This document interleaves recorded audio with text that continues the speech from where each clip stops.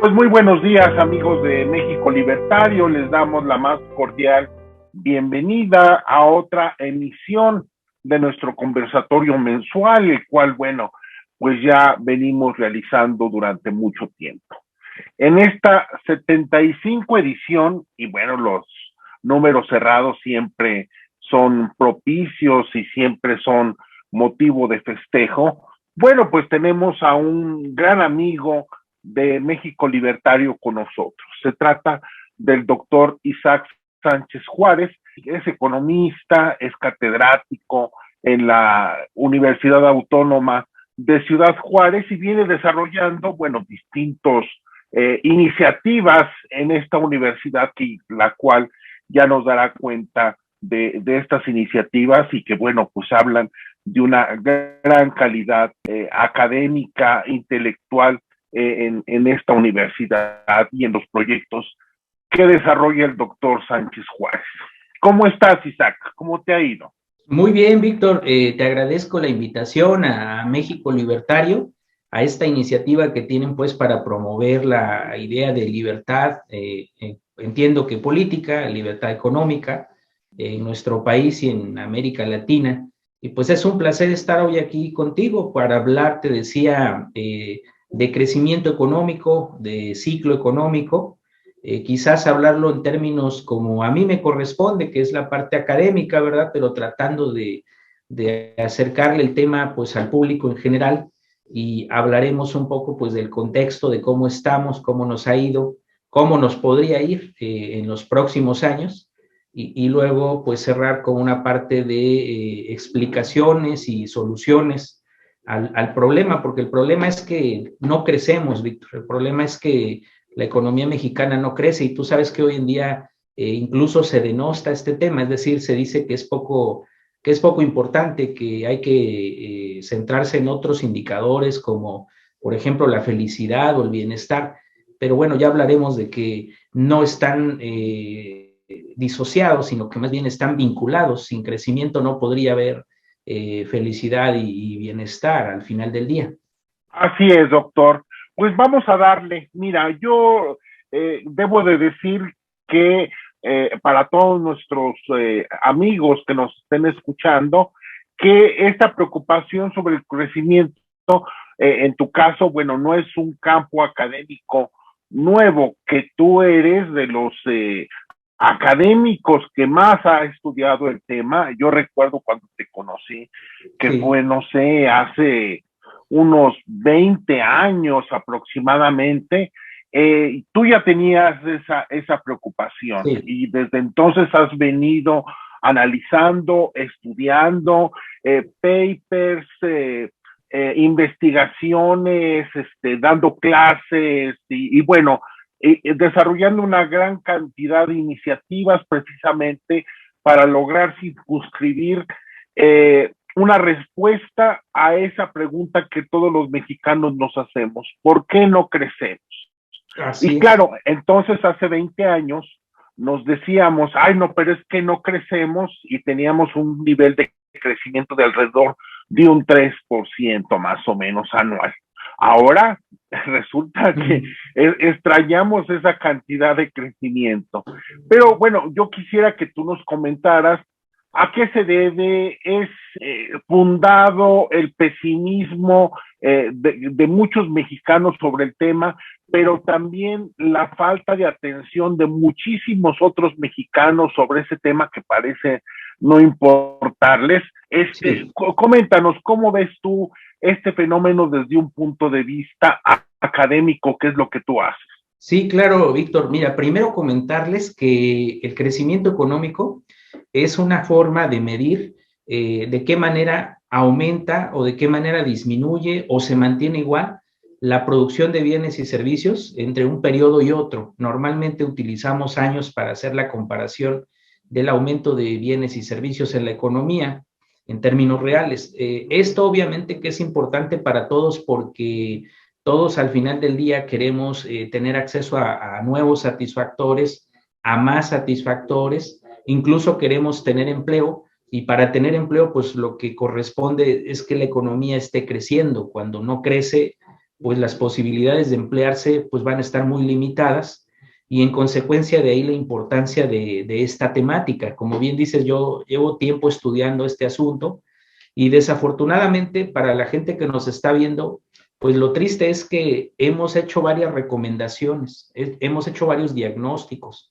de lo que se encuentra mal y de lo que tendría que hacerse y no se ha operado necesariamente en esa dirección. Por ejemplo, uno de los primeros diagnósticos que elaboramos precisamente que está relacionado con la libertad es un diagnóstico en el 2009 en el que evaluábamos una medida de libertad con una medida de Producto Interno Bruto y asociábamos la relación entre una y otra variable y veíamos cómo se movían. Entonces encontrábamos que se movían en sentido positivo, es decir, que a mayor libertad, ¿verdad? Ocurría que se presenta un mayor crecimiento y lo contrario, es decir, a menor libertad, menor crecimiento. Eso en ese momento, en el 2009.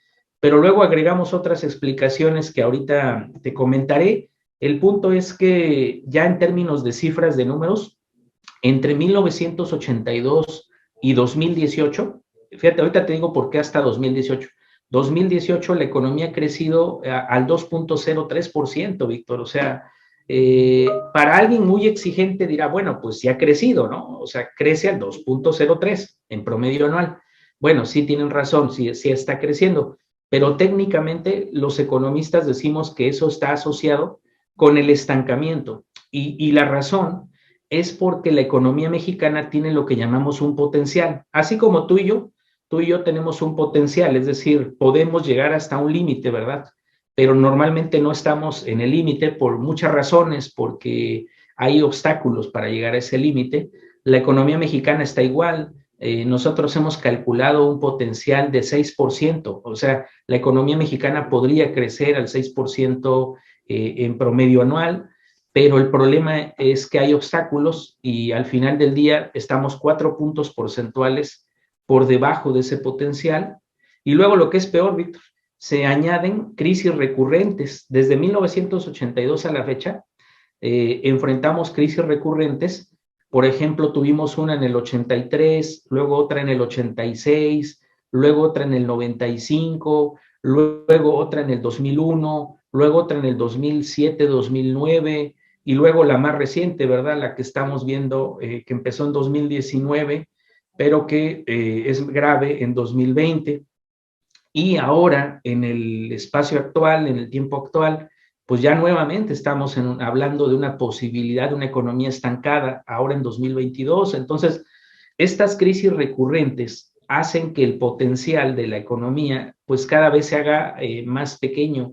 Entonces va a llegar un momento en que ya no sea un crecimiento del 6, lo máximo alcanzable, sino va a ser 4%, porque el potencial se va perdiendo como resultado de estas crisis recurrentes que nos están atacando a los fundamentales de la economía. Entonces tenemos crisis recurrentes y luego otro asunto técnico, Víctor, que es el que llamamos recesión, porque la crisis es una cosa y la recesión es otra.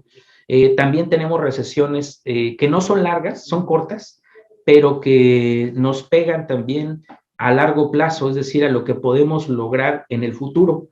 Entonces tenemos recesiones yendo de adelante hacia atrás. Tenemos una recesión en 2019, una recesión en el 2007, 2009, luego otra en el 2001 y más atrás en los 90s y en los 80s.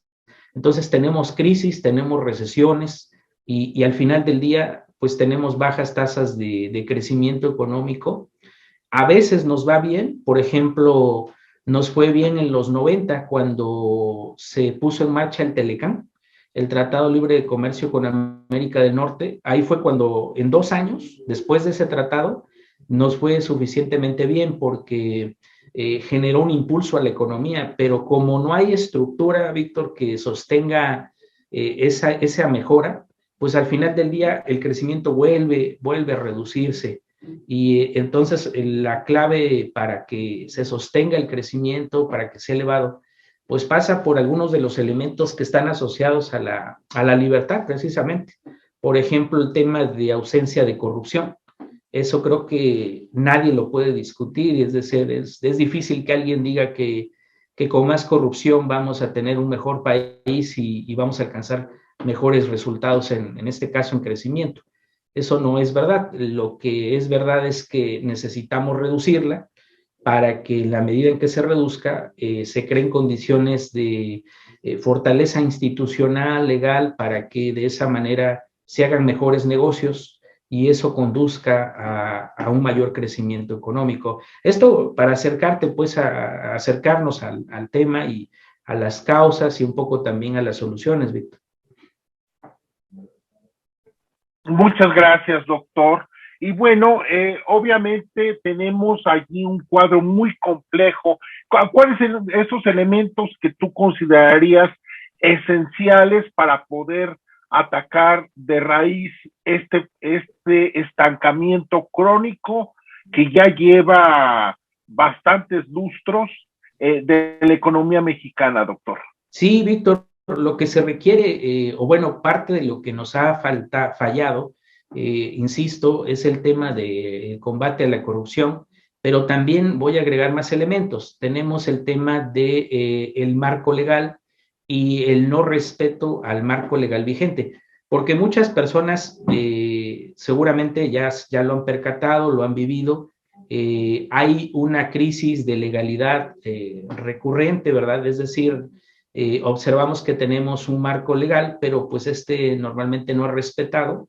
Esto habla de que hay debilidad institucional en la economía mexicana y mientras esta debilidad institucional persista en el marco institucional formal, pues va a ser difícil que podamos crecer. Entonces se requiere no solo de que exista un diseño legal apropiado para generar una mayor actividad productiva, sino que además se respete, porque pues tenemos el marco adecuado. El problema en México es que de repente no se respeta, no se cumple con la normatividad.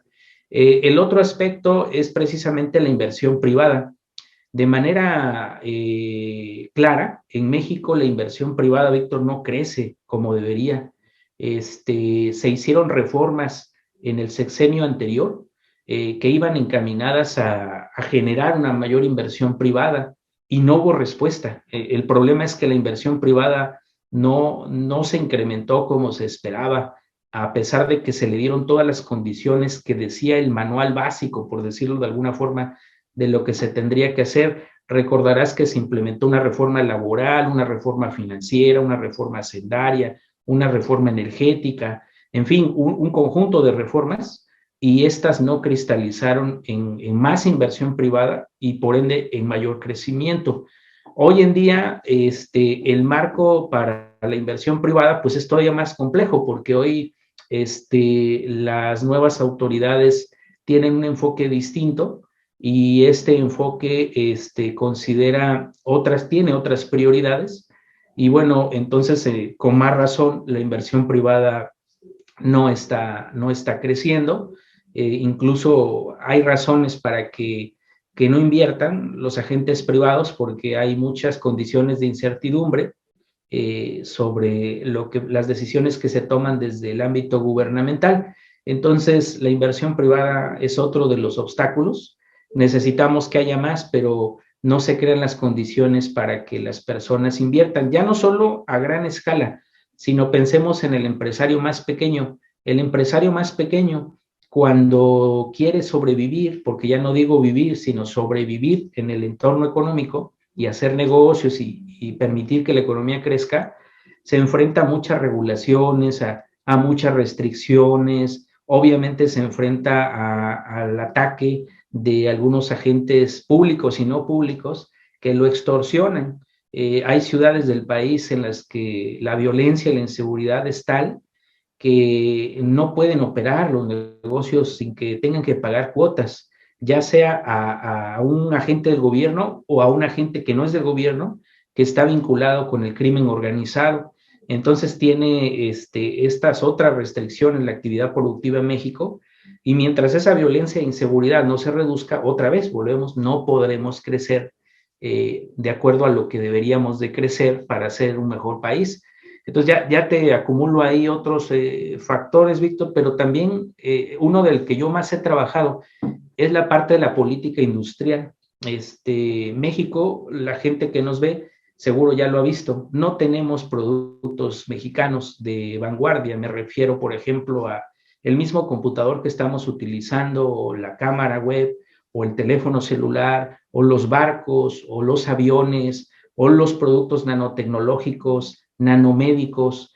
Es decir, estas grandes industrias que generan, por lo tanto, grandes rendimientos, no las tenemos mexicanas y parecerá como extraño decir, bueno, ¿por qué tanto este nacionalismo? Lo que pasa es que el hecho de que sean mexicanas nos marca la pauta para generar, primero, mayores ingresos a la población, mayores posibilidades de contratación de mexicanos y mayores posibilidades de crecimiento de mexicanos, que al final del día pues es lo que queremos, porque eso justo es lo que está haciendo Corea del Sur, pues es lo que hacen los alemanes, es lo que hacen los franceses, los japoneses, los americanos.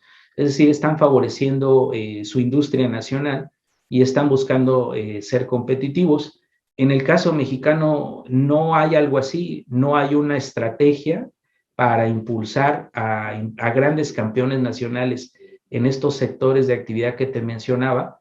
El más obvio, por ejemplo, la automotriz. Tenemos mucha industria automotriz en México, pero esta industria es de empresas extranjeras, fundamentalmente norteamericanas.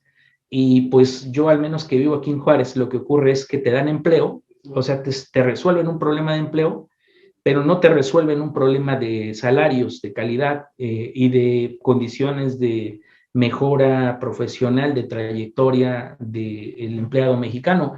Incluso vive siempre bajo la amenaza de que se vayan, porque como no son nacionales, pues ellas simplemente dicen, me convendría más estar en otro espacio geográfico, y entonces se corre el riesgo de perderlas. Entonces, política industrial y fomento a industria nacional, ese es el otro renglón donde tenemos una serie de carencias fuertes, y eso nos acerca al otro tema que es el mío, donde trabajo, que es las universidades. La parte científica y tecnológica está muy descuidada, no tienes idea de qué tan pobre es la base científica y tecnológica. Yo creo que la gente que manda a sus hijos a las universidades, en particular públicas, e incluso las privadas, solo hay unas 2 o 3 privadas en México que más o menos tienen condiciones competitivas a nivel mundial. Todos tenemos muchas deficiencias en los laboratorios, en los talleres, en los centros de investigación.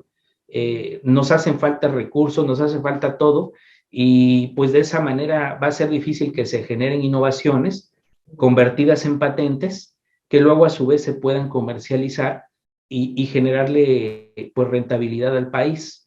Y luego, si la gente dirá, bueno, pero es que a lo mejor lo hacen en el sector privado. Bueno, sí, el problema es que sí lo hacen, pero no lo hacen, lo que decía hace un momento, no lo hacen empresas mexicanas, lo hacen empresas extranjeras, a veces, en la mayor parte de los casos, con personal mexicano, pero aunque el mexicano es el que genera la invención, como la hace dentro del sector privado extranjero, pues esa invención termina siendo apropiada por los extranjeros, y entonces nosotros no recibimos los beneficios de esa innovación. Entonces, es importante que se voltee a una estrategia donde se fomenta la investigación científico y tecnológica, y eso se conecta con la industria, porque de nada tampoco sirve que se den muchos recursos a las instituciones para que hagan investigación científico y tecnológica si no se conecta con el sector productivo y se permite que se haga negocio pues con esto que se está generando. Y esto es parte del problema. Y el otro parece vinculado a la inversión privada, Víctor, es la inversión pública. El gobierno es cosa extraña, gasta mucho cada año. Todos los años el gobierno aumenta y aumenta y aumenta su presupuesto. Sin embargo, no lo aumenta en un renglón en particular que se llama la inversión pública. La inversión pública hoy en día no rebasa el 3.1% del Producto Interno Bruto. Esto es un problema porque muchos agentes privados, precisamente para invertir, están esperando una decisión gubernamental o una inversión gubernamental. Al no presentarse esta inversión, pues ellos no invierten, en consecuencia no hay esa correspondencia. Y la otra es que a veces, como sabes, puede que el gasto de gobierno pues está financiado con recursos que se obtienen del sector privado. Entonces, si el gobierno no está gastando más en obra pública, pero sí está gastando más cada año, eso significa que de algún lado está obteniendo recursos. Los está obteniendo por la vía del pago de los impuestos. Y eso quiere decir que no los está usando correctamente y que los está usando para lo que llamamos gasto corriente. Es decir, para elecciones o para estas propagandas políticas o para simplemente mantener una alta burocracia que no está siendo productiva y que en consecuencia también le pega, ¿verdad?, al crecimiento. O sea, al no ser productiva, pues está perdiéndose una fuente de recursos valiosa para otras cosas que sí podrían serlo. Te digo, en específico, la inversión pública. Entonces tenemos eso y luego, peor aún, a veces la inversión pública, cuando sí se da, como ahora, de repente se dan sectores que no son altamente dinamizadores. Por ejemplo, el caso de la refinería que se está construyendo en Tabasco. Hace poco publicamos un artículo con un colega del TEC de Monterrey que se llama Martín Fleca, a quien le mando saludos. Publicamos un artículo donde demostramos que era mucho más viable darle mantenimiento a las 6 refinerías existentes que construir una nueva. O sea, no tenía sentido construir una nueva refinería. Tenía más sentido darle mantenimiento a lo que ya tienes, porque lo que ya tienes cada vez está más oxidado, está más dañado, está más deteriorado. Y bueno, toman la decisión de construir algo nuevo. Y luego además a eso se añade el hecho de que parece que en el corto plazo o mediano plazo, no corto plazo, en el mediano plazo, el tema de la refinación, particularmente las gasolinas, ya no va a ser negocio, porque ya estamos transitando a otro tipo de energías que son mucho más rentables. Entonces, es un tema ahí que se tiene que también tomar atención, Víctor. Pues sí, efectivamente, doctor. Tenemos un cuadro muy complicado y por lo que yo entiendo, doctor, tu perspectiva hacia el futuro tampoco es nada halagüeña.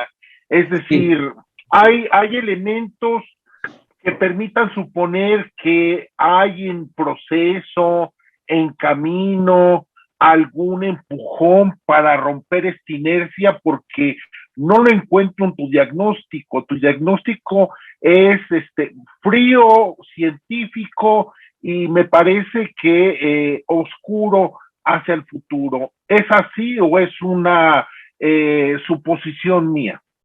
No, bueno, es así porque no hay atisbos de un cambio de estrategia en lo económico, en particular de la política a favor del crecimiento y la generación de empleo.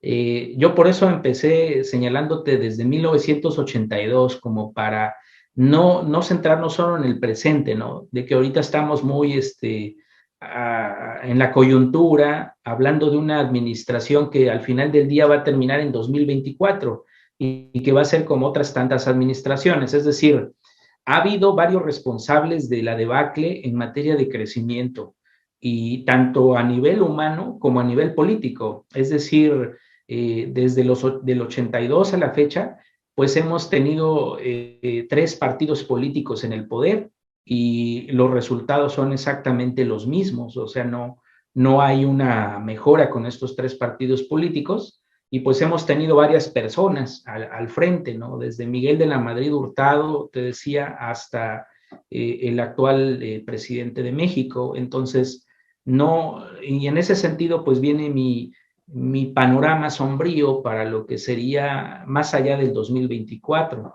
De hecho, te anticipo y como una primicia aquí para la transmisión, en 2022 vamos a crecer entre el 1.5% y el 2%, de acuerdo a los cálculos que hemos hecho aquí con modelos econométricos. Y en el 2023 vamos a crecer al 2% como máximo también nuevamente. Y en 2024 todo dependerá de la transición política. Confiamos en que sea 1.5%.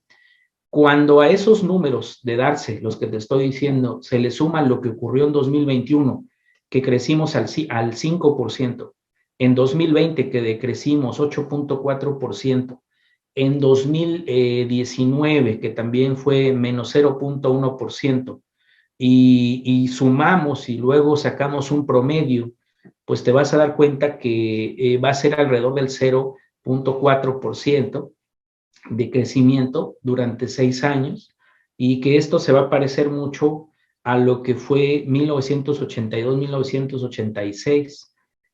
Claro, con condiciones distintas, tanto nacionales como internacionales, pero al final del día, la cifra que a mí me preocupa como investigador, pues es la de crecimiento. Entonces, al final del día tienes un sexenio de total estancamiento, y entonces a partir de ahí, ¿qué va a pasar del 2024 vamos a decir, al 2030, ¿verdad? Pues lo que va a ocurrir es que la economía no creó las bases para despegar, y que volverá a empezar. Seguramente habrá un nuevo discurso de lo que se tiene que hacer, de lo que se va a hacer, pero pues eso ya nos deja muy atrás de lo que esperábamos. Es decir, tenemos que volver a empezar, pero ya nos habremos retrasado mucho.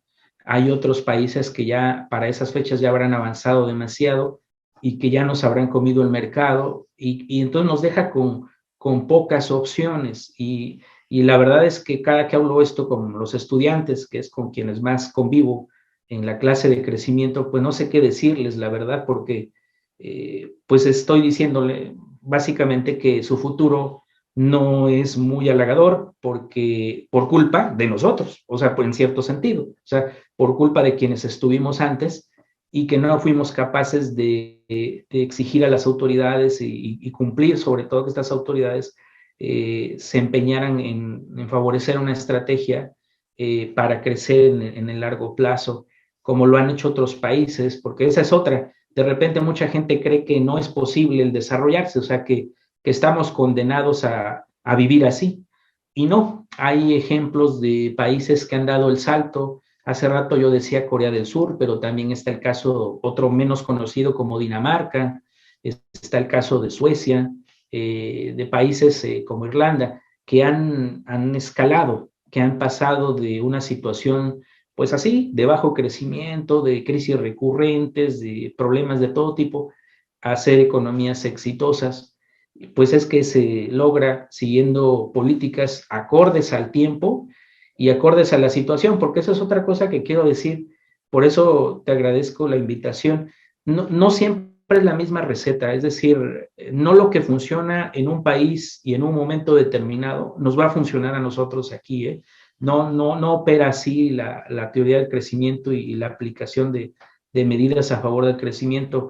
Más bien lo que uno tiene que ser es creativo para palpar lo que está pasando en tu país, lo que ha pasado y lo que requiere, o sea, la estrategia óptima en ese momento, en esa circunstancia. Entonces se tiene que aplicar en función pues, de los tiempos, de las circunstancias, y por eso se vuelve todavía más difícil, porque al final del día se requiere tomadores de decisiones que sean lo suficientemente capaces, que no vayan a ser muy doctrinarios, que no se vayan a casar con una sola idea de cómo se debe de corregir las cosas, porque precisamente eso es lo que nos ha venido generando un problema, porque pues ellos ya traen su doctrina, ya traen su manual, y dicen esto hay que hacer, y eso es lo que aplican: la política fiscal, la política cambiaria, la política monetaria, y eso es lo que hacen y ya no se mueven de ahí. Y lo que yo estoy sugiriendo es que seamos flexibles, es decir, hoy nos funciona una cosa, ya no funciona después, bueno, entonces hay que cambiarla, hay que hacer una renovación de objetivos y de instrumentos. Eso en el caso mexicano no se ha presentado. Somos muy rígidos los que toman decisiones, y a veces no solo es eso, a veces sí es incompetencia, a veces no son competentes, la verdad, y a veces, peor aún, a veces tienen una relación con el poder. Por ejemplo, The Economist acaba de sacar un indicador de lo que le llaman el capitalismo de cuates, Cronite Capitalism, y ahí en México, desafortunadamente, no sé si lograste verlo, nosotros estamos en los primeros. O sea, aquí quien hace negocios, y yo por eso quería decir, los que hacen negocios a gran escala son en sectores que le llamaríamos malos, es decir, malos no porque no los necesitemos, sino porque son sectores donde la actividad, la riqueza se crea sobre la base de la explotación de compadrazgos, del favoritismo de algún empleado gubernamental. No se está generando riqueza en sectores, por ejemplo, lo que yo decía, de elaboración de software o de la industria aeroespacial o de la elaboración de vehículos, de energía eléctrica. O sea, no estamos en esa zona. No digo que no haya, porque esa es otra. Sí hay lo que llamamos emprendedores mexicanos que están trabajando en esas áreas, que ahora les llaman ya de muchas formas, que los unicornios y demás les dan ahí una terminología acorde al asunto. Sí los hay, el problema es que no tienen, lo que yo decía, el respaldo institucional, que es básicamente financiero, para echar a andar a gran escala sus ideas. Si siempre se quedan como pequeños proyectos que no cristalizan o que de plano buscan ser acogidos por alguna empresa transnacional, obviamente no mexicana, y al final ahí sí tiene éxito su iniciativa. Entonces el escenario es complejo. Para del 2024 al 2030, me parece que las cosas seguirán muy parecidas a como estamos hoy día, con una economía que crece poco y por lo tanto que brinda pocas oportunidades para la gente joven sobre todo, que busca acomodo. Ahorita yo lo veo día a día aquí en la universidad, cada que ya llegan los primeros semestres, los estudiantes están muy cómodos, porque todo es alegría, todo es diversión en esos primeros semestres, pero cuando ya se va acercando el final, empiezan a ponerse serios y empiezan a preocuparse, porque ya ven que incorporarse al sector laboral no es cosa fácil y que ya lo requieren, porque ya no van a tener el financiamiento de la familia o de una beca, y entonces ya necesitan incorporarse al sector productivo y se dan cuenta que no es cosa sencilla, y es cuando ya percibes, al menos en el caso de los estudiantes de economía, por lo que estuvimos hablando toda la licenciatura, ¿no? De estos problemas de crisis, de recuperación, de recesión y en este caso de bajo crecimiento. Así es, doctor. Y cuéntame, según tu diagnóstico, elementos esenciales para tratar de, si no de romper, al menos atemperar esta crítica situación, tiene que ver con, por un lado, combate a la corrupción, el establecer una política industrial que privilegie las innovaciones, y por el otro lado también una mayor inversión por parte del Estado en inversión física, en inversión que le reditúe al país, y no lo que viene sucediendo en gasto corriente, sueldos, contratación de nuevo personal, subsidios y cosas por el estilo. ¿Qué otro elemento considerarías tú lo mínimo para tratar de atemperar esta crítica situación que estamos viviendo? Claro que sí, Víctor. Se requiere, lo digo en cada foro que me presento, voluntad política. Se requiere esta conjunción de los siguientes elementos: voluntad política, compromiso ciudadano y ausencia de la simulación. Y ahorita los explico. Mira, voluntad política, porque al final del día, pues son los actores políticos, aunque no nos guste, ¿verdad? Yo soy uno de los principales oponentes, ¿verdad? Te soy sincero, de la clase política, lo expreso todo el tiempo, de que no confío en ellos, pero al final del día, pues ellos toman las decisiones, y entonces necesitamos que por parte de ellos haya un reconocimiento de lo que acabas de mencionar, de recapitular, y de que es necesario y de que se tiene que impulsar. Pero para que eso se dé, porque ellos no actúan, siempre deben de ser impulsados por algo, o sea, se deben de crear los incentivos para que actúen en esa dirección, los pequeños empujones, como dice por ahí un economista del comportamiento. Se necesitan los pequeños empujones de la sociedad.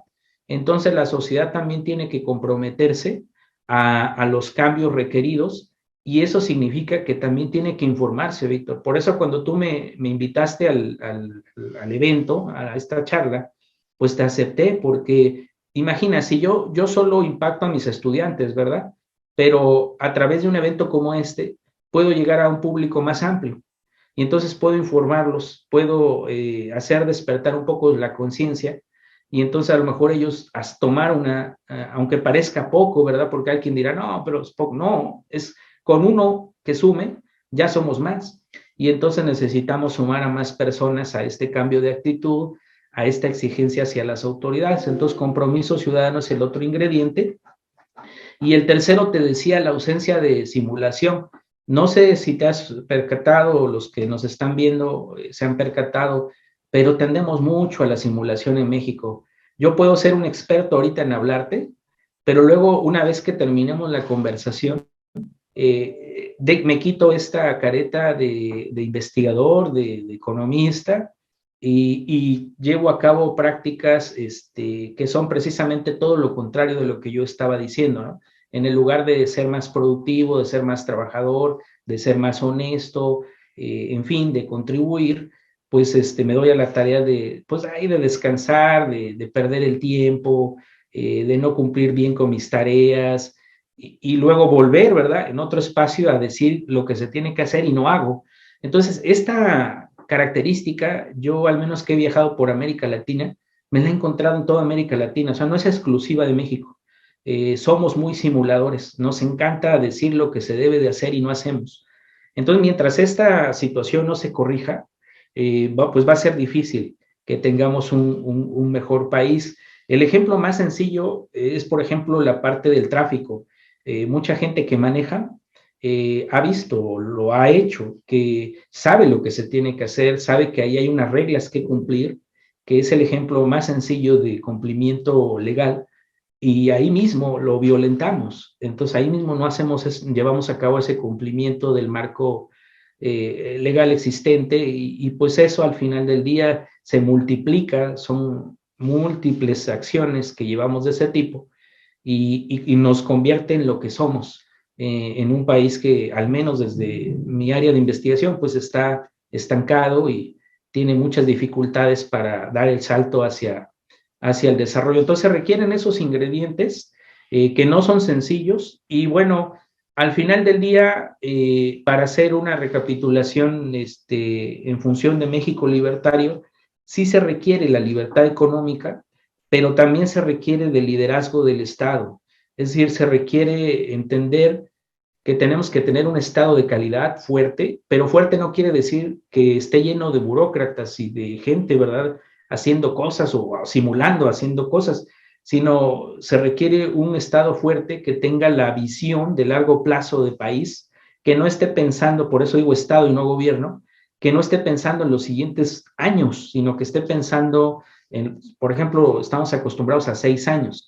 No, que esté pensando los próximos 30 o 40 años. Entonces, un Estado líder y una promoción a la libertad. Por eso he hecho énfasis, no podemos dejar de lado la apertura comercial, no podemos dejar de lado la parte de no gravar tanto a los empresarios, pues de darles facilidades para hacer negocios. Necesitamos también que haya cero corrupción o ausencia de corrupción. Necesitamos que haya un marco legal apropiado para hacer negocios y que pues se respete. Necesitamos reducir la informalidad, o sea, pasar a todos a la mayor parte a la formalidad. Es decir, todos estos ingredientes de libertad económica pues son necesarios. Solo alguien que no está en su sano juicio diría que no, que eso no es motor de crecimiento y desarrollo. Entonces, al final del día necesitamos una conjunción de todos los actores para sacar adelante a nuestra economía en esta, pues entre más nos tardemos, más complicado va a ser para las generaciones que vienen detrás de nosotros. El problema se los estamos haciendo cada vez más grandes, y a nosotros mismos, porque pues nos va a pegar en nuestra vejez, ¿verdad?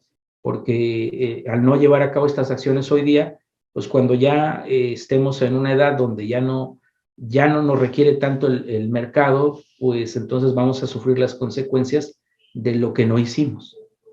Así es, doctor. El cambio, bueno, pues empieza por uno mismo, y si uno no reconoce lo que ha venido haciendo mal, bueno, pues obviamente no hay ninguna posibilidad de cambio ni de ningún impacto a nivel nacional. Y yo quisiera, por último, doctor, que me pudieras comentar una cuestión que me parece que ahí está siempre y pocas veces se analiza, y es el tema del crecimiento en un país con dos velocidades. El norte, donde tú crecientemente te estás especializando en la dinámica de los estados fronterizos, y lo que viene sucediendo en el sur, donde tú, por cierto, eres originario de Oaxaca. ¿Qué explica este rompimiento en dos partes diametralmente opuestas en el país? Tú conoces las dos caras de la moneda. Me gustaría que me pudieras comentar qué está pasando en el norte y qué está pasando en el sur, que explica estas dinámicas tan encontradas y tan divergentes. Sí, claro, Víctor. La verdad, la respuesta no es sencilla a esto que planteas, pero simplemente yo les diría que para entender por qué el norte y por qué el sur están siguiendo un patrón divergente de desarrollo, hay que irse a la historia. Hay que irse a la historia y hay que entender cómo se configuraron estas dos regiones del país, cómo finalmente toman forma. El norte históricamente se comenzó a vincular precisamente al mismo norte, en particular a los Estados Unidos de América, y digámoslo así, de manera un tanto burda, pues acomodó mejor a las características del capitalismo moderno. En el caso de la región sur del país, pues precisamente su lejanía con los Estados Unidos de América y el que no se ha desarrollado infraestructura para conectar eficientemente esta región con los Estados Unidos de América y con el sur también, con la parte de Centroamérica y Sudamérica, pues ha provocado un cierto aislamiento o provocó un cierto aislamiento que precisamente volvió difícil la instalación de, digamos, de plantas. Por ejemplo, yo he trabajado mucho ese tema, industrial manufactureras, y entonces eso hace que no haya posibilidades de generar dinamismo en la región sur. Entonces no les queda de otra que dedicarse a actividades como comerciales de servicios, particularmente en algunos estados turísticos, como es el caso mío de Oaxaca, o de Guerrero, o de Chiapas. Entonces, esas actividades normalmente generan grados de rentabilidad menor y oportunidades también menores. Entonces, eso va generando ese patrón divergente. Y bueno, te diría más, o sea, el punto es que luego el norte traslada algunos recursos al sur por la vía del sistema federal, que el pacto federal vigente, y eso luego ha generado también ciertos conflictos entre estados, porque pues, normalmente, como dices, yo vivo acá, entonces escucho lo que dicen aquí del sur, entonces dicen, ¿por qué los tenemos que mantener? O sea, que ellos sean productivos también. Entonces ahí hay otros conflictos que se van generando. Se va al final del día generando una mayor distancia, ya no solo económica, sino social entre las dos regiones del país, y te agregaría una tercera, ¿no? Que es el centro, por decirlo de alguna manera. Entonces se ha generado estos patrones distintos de desarrollo que se tienen que corregir. De hecho, el actual gobierno, al menos en teoría, y ahí sí te hablaría por experiencia de lo que he visto estando en Oaxaca, ha hecho una fuerte inversión en la parte de caminos rurales, en la parte de una carretera que se está elaborando hacia la costa. Es decir, hay inversión porque sí hay un reconocimiento de este olvido histórico de esta región del país, pero se requiere más, es decir, no solo es gasto de gobierno, sino también se requiere de conectarla mejor, te decía, a los centros más dinámicos. Y bueno, y hablaba yo de Centroamérica y de Sudamérica porque también algo que se me olvidó decir y que recupero ahora es que hay que buscar diversificar nuestro comercio. Ya no debemos de basar el comercio solo con Estados Unidos, también hay que mirar hacia el sur y ver qué relaciones podemos generar con ellos, pero para eso necesitamos tener una mejor infraestructura aeroportuaria, portuaria y carretera, en particular en el sur. Hay quienes tomarían ventaja o podrían tomar ventaja con una estrategia de ese tipo, son precisamente los estados del sur, que están más cercanos hacia Centroamérica y Sudamérica. Creo que esa es otra alternativa que tenemos que no se ha explorado, porque tú has visto que se han explorado otras opciones más populistas, por ejemplo, que sembrar árboles y estas cosas, pero bueno, pues eso no es una solución. La solución es cómo le haces o cómo apoyas para que se creen industrias manufactureras en estas zonas del mundo. Ya no solo hablo de México, sino Centroamérica, Sudamérica. Te evitaría la migración no deseada, te generaría una mayor prosperidad.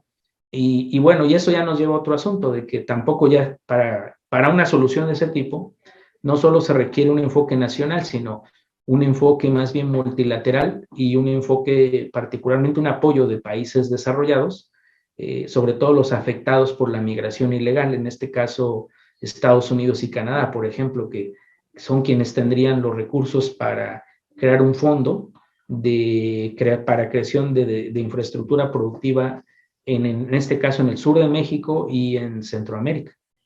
Pues muchas gracias, doctor. Realmente, bueno, nos acabas de dar muchos elementos. Ojalá sean motivo de reflexión del ciudadano, del ciudadano común y corriente que nos está viendo. Y bueno, también esto sirva para presionar a nuestros agentes políticos que siempre se dicen muy cercanos al pueblo, pero sus preocupaciones y su acción no necesariamente va en esa dirección.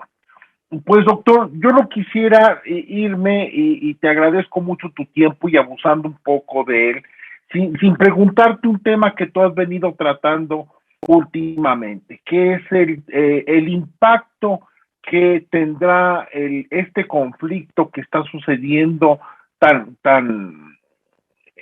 dantesco, tan brutal de la guerra en Europa, sobre México, aunque tú lo has circunscrito a la región norte. ¿Qué nos puedes decir al respecto? ¿Cuáles son estas líneas de afectación que podríamos presentar en un futuro cercano? Sí, claro, Víctor. Mira, las vías de transmisión del conflicto de la guerra Rusia-Ucrania son a través del sistema financiero, por un lado. La otra es, claro, la actividad productiva real y también los precios. Entonces, te comento, en el sistema financiero, los países del Grupo de los 7 ya tomaron hace algunos días el acuerdo de generar un boicot económico a Rusia, en particular a lo que es la movilidad, la libre movilidad de capital, ¿verdad? Entonces, ya no hay tal libre movilidad, es decir, en el caso de todas las inversiones rusas, estas están bloqueadas, al menos hasta donde ellos declararon. Y lo hicieron a través de una operación que es SWIFT, que es una forma de realización de operaciones a nivel internacional. Algunos expertos en finanzas dicen, bueno, que esto no es tan efectivo porque ya hay formas alternativas de llevar a cabo el movimiento de capital especulativo o de capital financiero. Pero bueno, al final del día ese ya es un canal y eso va a pegarnos por la vía del crédito, porque parece tremendamente raro, pero así es. En México hay un banco, por ejemplo, bueno, no quisiera hablar de un banco en particular, dar nombre, más bien diría, es un banco inglés que tiene capital ruso. Entonces, este banco inglés opera en México. Y entonces, al operar en México, ahí viene el impacto, porque ese banco pues va a tener limitado, ¿verdad?, el capital disponible para préstamos y otras operaciones de carácter crediticio. Entonces, por ahí ya tenemos un impacto. Y luego también dentro del sistema financiero, ha habido una volatilidad alta en las monedas. En el caso de la cotización del dólar con respecto al peso, pues hemos visto de repente que hay momentos donde se deprecia mucho nuestro peso con respecto al dólar y esta situación se va a mantener. Entonces esto no es sano porque para los que hacen negocios necesitan tener estabilidad en el tipo de cambio para llevar a cabo sus transacciones. Entonces ahí tenemos otro canal más de afectación en lo financiero. Y bueno, también va a afectar los montos de deuda soberana de algunos países. Ese sería otro canal de afectación en lo financiero.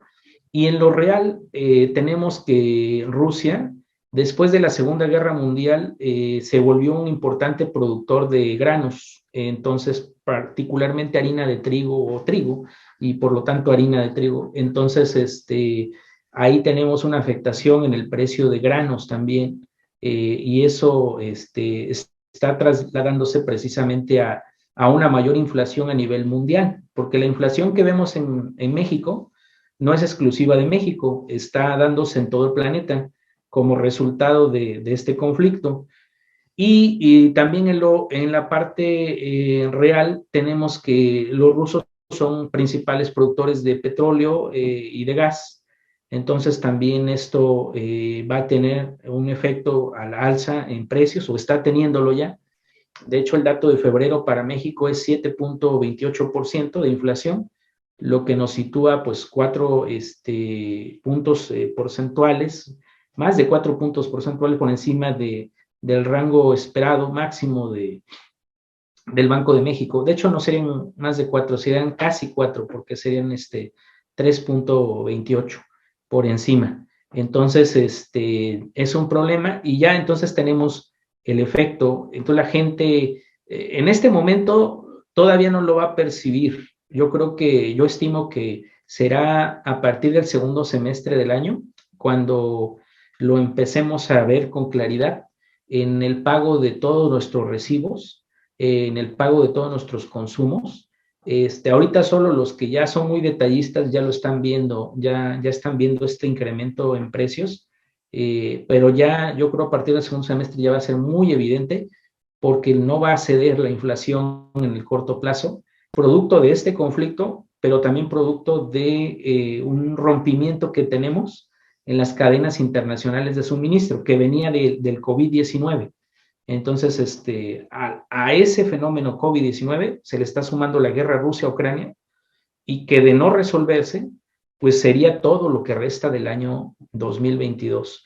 Yo soy optimista, creo que se va a resolver el problema de Rusia-Ucrania. Ahora, soy optimista en términos de resolver para nosotros, o sea, que no se vuelva un problema mundial, pero no para ellos. O sea, ellos van a seguir ahí en conflicto, sabemos que hay razones de varios tipos y que ellos van a seguir ahí por un buen número de años, pero yo lo que me refiero es al impacto hacia el resto del mundo.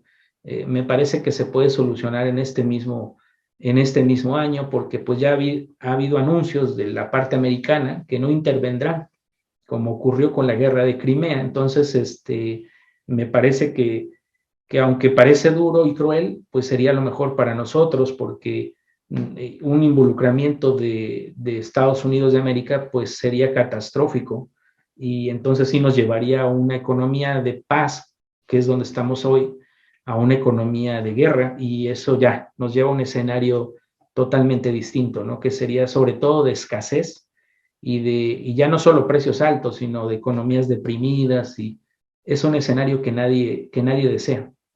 Pues muchas gracias, doctor. Te agradezco mucho tu tiempo. Bueno, el que nos hayas dado en muy corto plazo todo este panorama que me parece muy completo de la economía mexicana y sus reales posibilidades, y yo estoy seguro que va a ser muy útil para las personas en su día a día, pues para introspeccionar y también cambiar lo que haya que cambiar en el propio comportamiento y en la exigencia a nuestros actores políticos.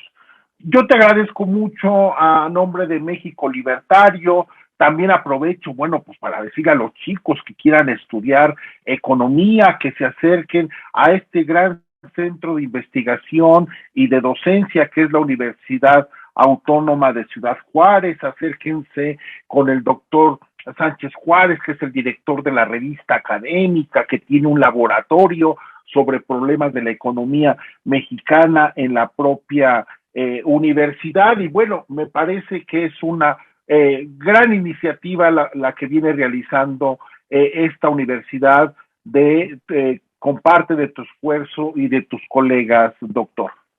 No, muchas gracias, Víctor, gracias y sí, están bienvenidos. todos y todas a la Universidad Autónoma de Ciudad Juárez. Como bien decías, también al laboratorio que estamos aquí como responsables, Laboratorio de Problemas Estructurales de la Economía Mexicana, son bienvenidos también. Y pues agradecer a México Libertario, agradecerte a ti, Víctor, por esta pues disponibilidad que tienes. Yo creo que precisamente algo que me gusta de los liberales, como eres tú, yo te reconozco que eres un excelente liberal mexicano, pues es esa apertura. Yo creo que ser liberal significa tener apertura y no ser doctrinario, ¿no? Porque de repente veo que hay posturas extrañísimas, ¿no? De alguien que se dice liberal y termina siendo doctrinario. Entonces dices, caramba, creo que está faltando a la definición de liberal. Eso se esperaría de alguien del otro lado, ¿verdad? De la izquierda, recalcitrante, donde pues sí, ellos solo es su verdad y no existe otra verdad. Pero en el caso del liberalismo, a mí lo que me ha gustado siempre es eso, de que es la apertura a escuchar la verdad, y la verdad puede cambiar, como yo decía, en el tiempo y en el espacio, no es única. Entonces, y eso es científico, pues la idea es que tenemos que tener un espíritu crítico, de duda, de búsqueda de la verdad y de lo que es mejor para todas y todos. Pues muchas gracias, Víctor, por esta oportunidad. Muchas gracias a ti, de verdad que te quedamos muy reconocidos y bueno, yo le deseo a todos los amigos de México Libertario que están viendo esta emisión y que la verán posteriormente también en YouTube, que bueno, que tengan una muy buena tarde y muchas gracias, doctor, ya no te quitamos más tu tiempo. No, para nada, estamos a la orden, cuídense, un abrazo, que estén bien.